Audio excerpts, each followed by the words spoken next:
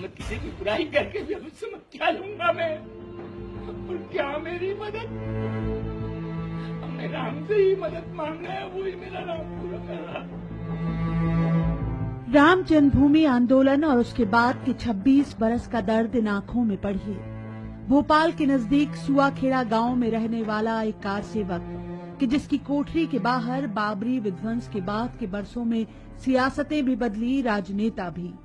राम जन्मभूमि आंदोलन में किए गए बलिदान की कीमतें भी अदा हुई, लेकिन इसी आंदोलन में शरीर का आधा हिस्सा गंवा चुके अंचल सिंह मीणा की जिंदगी जैसे उसी एक तारीख पर थम गई। 6 दिसंबर थी 1992 का सन था, और मैं जो है 5 दिसंबर को यहाँ से निकल चुका था। 11:45 से काम वहाँ जो है चालू किया था।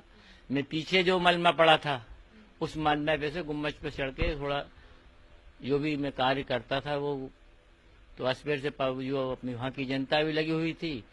1 आध घंटा ही मैं सही रहा, इसके बाद मेरे ऐसी लगी कि सेठ बेहोश रहा मैं। कैसे लगी? वो गुम्बज पे जो है एकदम गिर गई, उसका जानकारी हमें मालूम नहीं पड़ी, हम लोग ऊपर थे। गुंबद के एक हिस्से का मलबा अंचल की पीठ पर ऐसा गिरा कि सरकारें गिर जाने के बाद ही उसे होश आया। शुरुआत में इलाज के दौरान तक बीजेपी नेताओं ने पूछ परख की, फिर ये कार सेवक किनारे हो गया।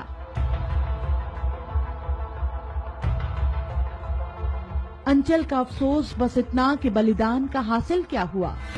30 बरस की उम्र में अपाहिज हुए अंचल ने पिछले 26 साल जमीन पर घिसट कर गुजारे हैं। सिर से लेकर पैर तक जिस्म के हर हिस्से पर जख्म हैं, और दिलो दिमाग पर लगे जख्म तो और भी गहरे। 26 साल देखो, मुझे यही राम ने मुझे जो है भगवान, जिस भगवान के काज से गया था उस राम ने विश्वास से अड़ेग रखा, किसी के आगे हाथ फैलाने का समय ही नहीं दिया मुझे, और मैं जो बना करता रहा है। अभी तुमको घाव बताऊंगी तो आप कहोगे कि ये दशा और कोई देखने नहीं आया, तो मुझे भगवान ही देखता है हर चीज में। अंचल के बलिदान की कीमत उनकी पत्नी पानबाई ने भी चुकाई।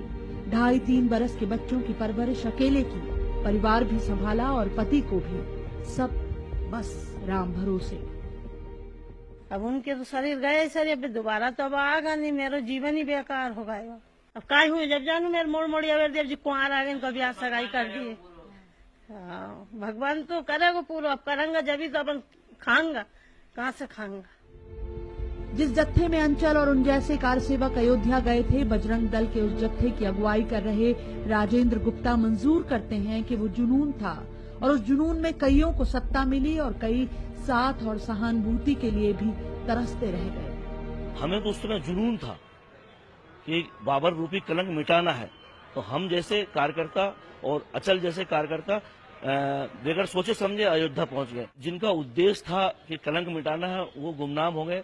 जिनको ये सोचना था कि हम इतना बड़ा वो करके आए हैं, विश्व हिंदू परिषद या अन्य संगठन हमें कुछ असही जगह मुकाम पहुंचा के, ऐसे बहुत कार्यकर्ता है नहीं पहुंच पाए।